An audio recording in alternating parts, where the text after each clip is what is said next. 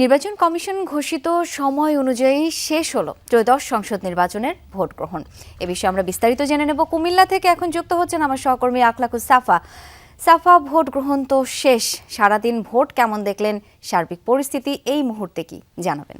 ড্রিঙ্কো এখন real fruit pulp ও নাটে cherry সহ নতুন প্যাকে নতুন স্বাদে।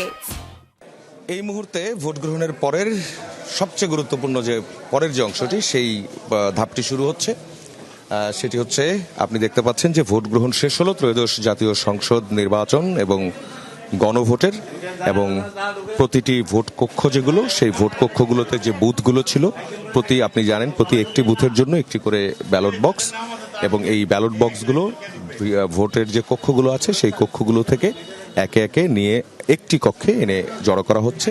এটি হচ্ছে এই যে কেন্দ্রটি আছে, এই কেন্দ্রের সবচেয়ে বড় যে ক্লাসরুমটি।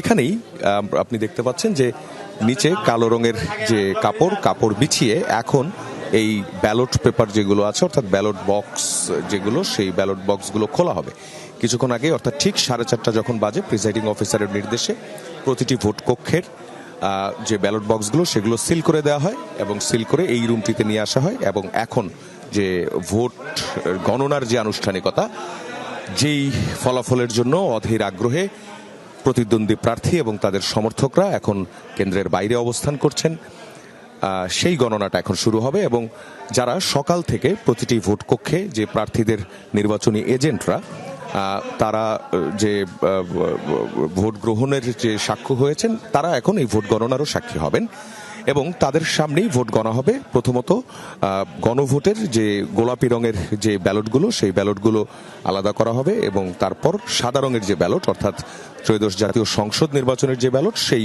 ব্যালটগুলো আলাদা করা হবে। তারপর সেগুলো দুটো আলাদা আলাদা টিম সেই ব্যালটগুলো গণনা করবেন এবং সেই পুরো গণনা প্রক্রিয়াটা সম্পূর্ণভাবে প্রার্থীদের যারা এজেন্ট ছিলেন সকাল থেকে, তাদের সামনেই কিন্তু এই গণনা কার্যক্রমটা চলবে।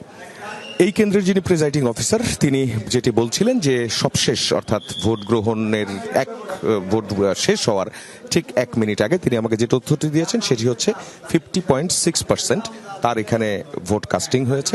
এবং এটি হচ্ছে কুমিল্লার 14 গ্রাম যে উপজেলাটি, সেই 14 গ্রাম, যেটি কুমিল্লা 11 আসন বলা হয়, যেই 11 আসনের জন্য বিমান বাহিনীর একটি ডেডিকেটেড হেলিকপ্টার রাখা হয়েছিল, যে কোনো ধরনের অপ্রীতিকর ঘটনা ঘটলে এখান থেকে যাতে পরিস্থিতি নিয়ন্ত্রণ করা যায়, এমন যে ব্যবস্থাপনা। এবং এর আগের যে নির্বাচনগুলো, সেগুলোরও যে অভিজ্ঞতা, সেই সব অভিজ্ঞতা থেকে কুমিল্লা 11 আসন সবসময় ঝুঁকিপূর্ণ যে তালিকা, সেই তালিকায়, অর্থাৎ রেড জোন বলা হয় যেটিকে, কুমিল্লার যে 11টি আসন আছে, সেই 11টি আসনের মধ্যে এই যে 11 আসনটি, এই 11 আসনটি নিয়ে এই ধরনের এক ধরনের দুশ্চিন্তাও যেমন ছিল, এবং সেই জন্য কিন্তু প্রস্তুতিটাও আমরা গতকাল থেকেই দেখেছি। আমরা ভেতরের যে কেন্দ্রগুলো আছে, অর্থাৎ যেগুলো একটু দুর্গম, একটু সময় লাগে যেগুলোতে যেতে, অথবা যেগুলোতে যাওয়ার যে পথ, যে পথগুলো আসলে খুব সহজেই যাওয়া যায় না, সেই জায়গাগুলোতে কিন্তু আমরা দেখেছি, সেই কেন্দ্রগুলোতে গিয়েছিলাম। সবচেয়ে বেশি ভোট পড়েছে সকাল থেকে শুরু করে প্রথম যে 3 ঘন্টা, এই 3 ঘন্টায়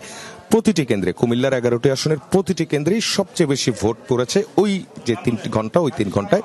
তারপর 1 থেকে 1.5 ঘন্টার মতো একটু স্লো গিয়েছে, তারপর আবারও কিন্তু বেড়েছে। এরপর দুপুর 3টার পর থেকে কিন্তু কেন্দ্রগুলোতে আমরা সবগুলো কেন্দ্রই বলতে গেলে দেখেছি অলমোস্ট ফাঁকা, এবং 1-2জন তারা এসে ভোট দিয়ে গেছেন। শাওন, চলছে ভোট গণনা। আমরা আশা করছি এই কেন্দ্রের ফলাফলটাও আমরা সবার আগে জানাতে পারবো। নিশ্চয়ই সেই প্রত্যাশাই করছি। সাফা, আপনার কাছ থেকে মোটামুটি 56% ভোট সেখানে পড়েছে, আপনি যেটা জানাচ্ছিলেন আমাদেরকে। সাফা, অনেক ধন্যবাদ আপনাকে। এবার একটু কক্সবাজারের খবর জেনে নিতে চাই। সহকর্মী আরিফুর রহমান সবুজ যুক্ত হচ্ছেন। সবুজ, নির্বাচন কমিশনের নির্ধারিত সময় অনুযায়ী ভোট গ্রহণ শেষ, এখন কেন্দ্রগুলোতে কি অবস্থা দেখছেন? ভোট গণনা কখন নাগাদ শুরু হতে পারে?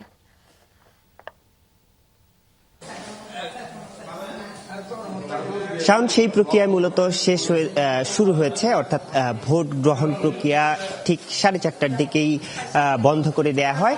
এর পরের যে প্রক্রিয়াগুলো, অর্থাৎ ভোট গণনার যে প্রক্রিয়া, সেই গণনার প্রক্রিয়াটি মূলত এখন এই মুহূর্তে আমি যে কেন্দ্রটিতে রয়েছি, চকরিয়ার ঈদমনি সরকারি প্রাথমিক বিদ্যালয়, এখানে মূলত 5টি বুথ রয়েছে। সেই 5টি বুথের যেই ব্যালট বাক্সগুলো রয়েছে, সেই ব্যালট বাক্সগুলো এখানে এক জায়গায় করা হয়েছে এবং এখানে যারা এই 5টি বুথের পোলিং এজেন্ট বা সহকারী প্রিসাইডিং যারা দায়িত্বরত ছিল সবাই এখানে এসেছেন, এবং যারা প্রার্থী রয়েছেন প্রার্থীদের যে এজেন্ট সেই এজেন্টরাও এখানে সবার সামনে এই বাক্সগুলো খোলা হবে। এবং তার আগে মূলত এই যে 5টি বুথ রয়েছে এখানে প্রায় 3000-এর বেশি 3004 জন ভোটার রয়েছেন।